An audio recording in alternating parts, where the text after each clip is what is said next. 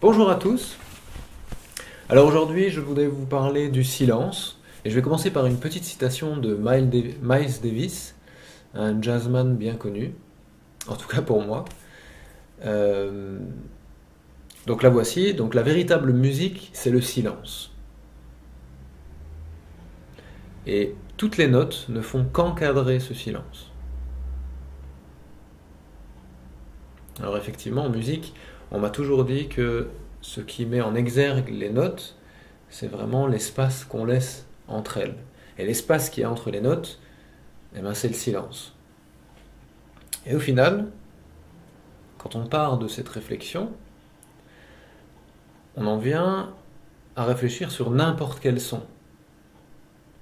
Le son d'une voiture qui passe, le son du téléphone, le son d'une fourchette qui tombe, le son, enfin, de, tout- de toute chose en fait. Le son de toute chose est défini par rapport au silence qui l'entoure. Et donc, j'aimerais que dans votre méditation,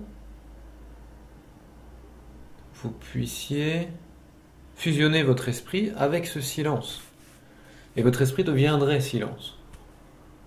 Et ça veut dire que chaque son qui pourrait vous perturber pendant votre méditation serait un son porté par ce silence et donc serait signe d'attention et signe de silence. Et donc de silence dans l'esprit. Le but de cet exercice, c'est évidemment d'avoir une méditation qui devient constante.